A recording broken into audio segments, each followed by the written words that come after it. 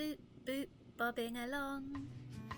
Hi everyone! Hello. We're coming in from the future to do a slightly different video to usual, because normally we just vlog our daily narrowboaty life, but we thought we'd reflect on our year of commuting into London while continuously cruising. Oh, I just realised, in case some people might not have seen our previous vlogs, hi, I'm Emmie.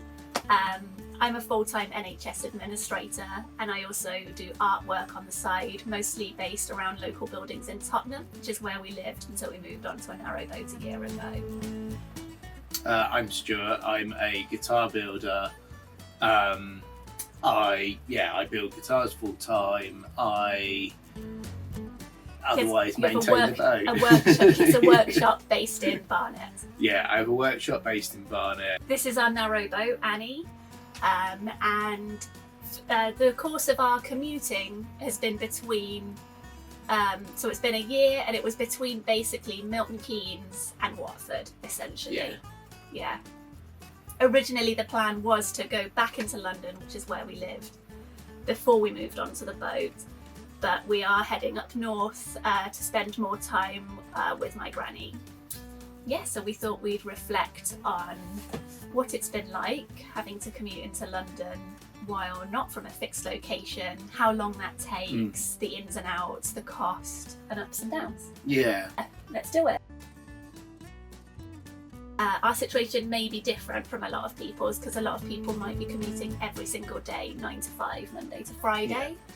And we're lucky in that Stu's self-employed and I've been working hybrid. So we just go into London 2 to 3 times a week, maybe even once a week sometimes. And I've been able to do like off-peak because I'm able to shift my hours. So instead of 9 to 5, I do 11 till 7 mostly, and we can travel off-peak, which brings the price down quite a lot. Yeah, we're lucky in that regard. I mean, also, a lot of my work now, I've been able to sort of start to gradually bring back so I can do more of it here. But also, for me, it's made me prioritise what I do where. So I've been able to be quite flexible in how I work as well. A thing that kept the costs down for us is we have a 2 together rail card. Which means you save a third of your train tickets if you travel together and off-peak. So that's been amazing and saved us so much money over the year. And we use the Trainline app to just very easily buy our tickets the morning of travel and change our, where we're coming from and where we're going to, and then just having digital tickets. So no printing out, no collecting tickets from the station. It's just been in the app, a digital ticket the whole time. Our 2 together rail card is in the app. It's just been very convenient. Yeah. The whole time from Milton Keynes to Kings Langley? Yeah, all the way to Kings Langley, probably. I think the ticket cost, it does vary, but it's between, say, £20 and £35 for the 2 of us on a 2 together rail card to have a day return off-peak. Yeah. Yeah. And most of the time, about an hour or less than an hour to get into central London. Yeah. Yeah. Funnily enough, the further out you are, the quicker it is. The trains are faster. There's more fast trains. Yeah, to the extent where when we were in Watford, although it was the cheapest, it was like a tenner, because that's on the tube, essentially. But it was taking me like nearly 2 hours to get to my workshop. But it was also nice to, only have to pay for a travel card instead of for me, a travel card and a... Yeah, because Stu's workshop is in Barnet, which is on the outskirts of London. So Stu would need to a travel card, or like to use prepay, Oyster prepay. Yeah. On top of the train ticket to then get to the workshop, whereas I'd be done once I'd gotten into central London.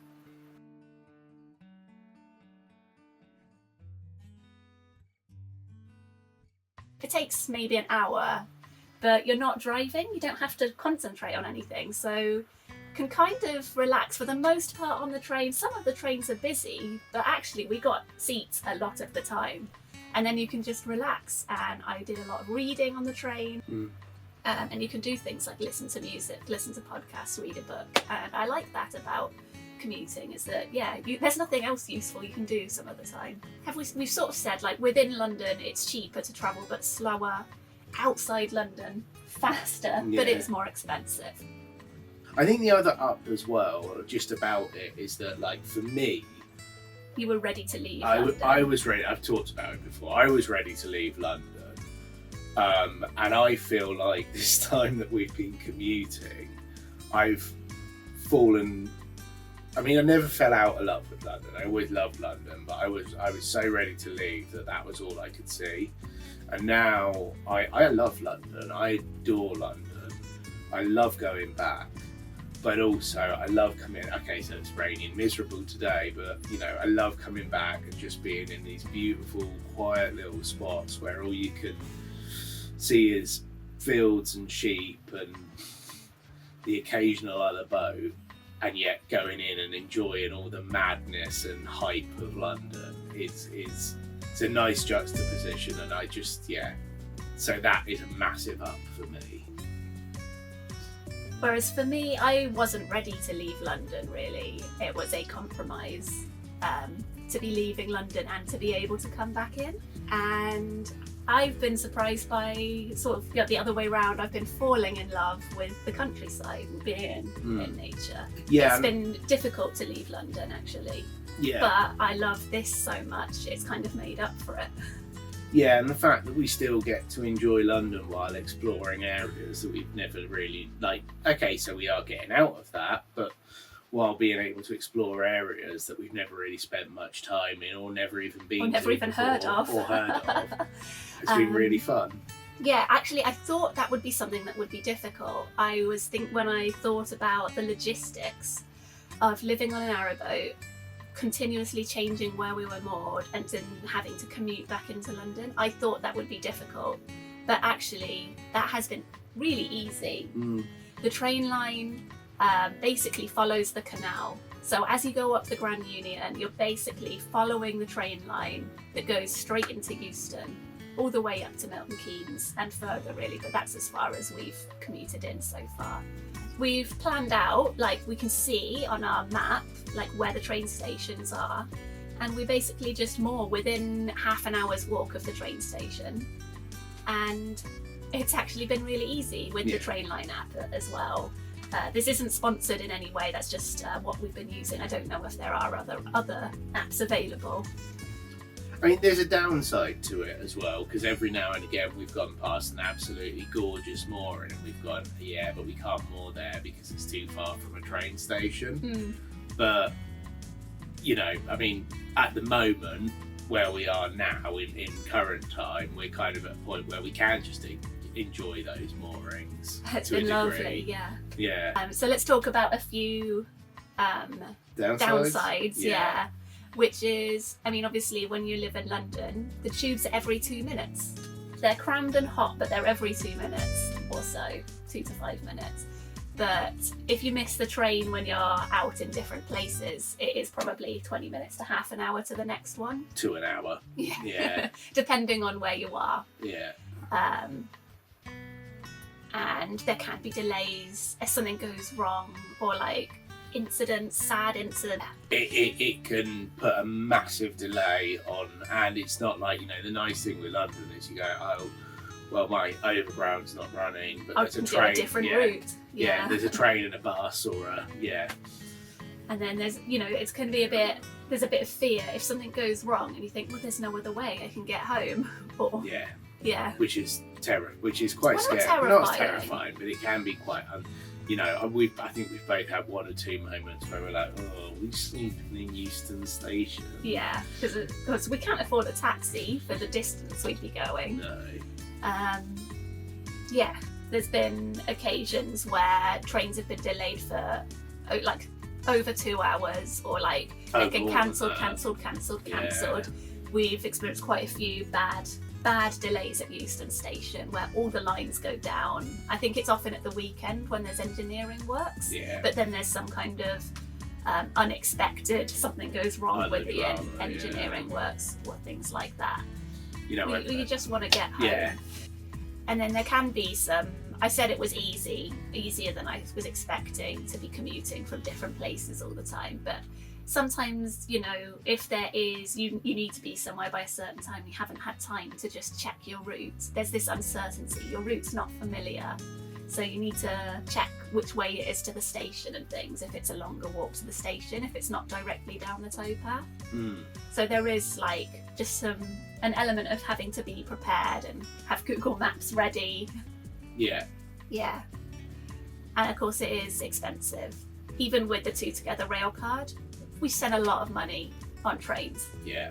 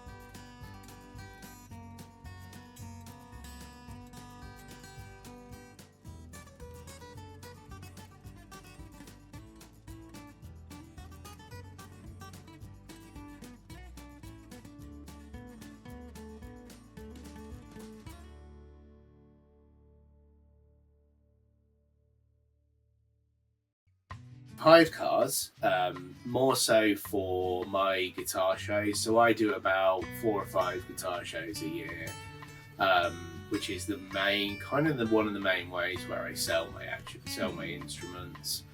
And the reason for that is kind of because they're in slightly odd locations, often not near a train station, but also because there's a lot of stuff to bring for a guitar show. 5 or 6 guitars, a big tool display stand. So then you need a car or a van.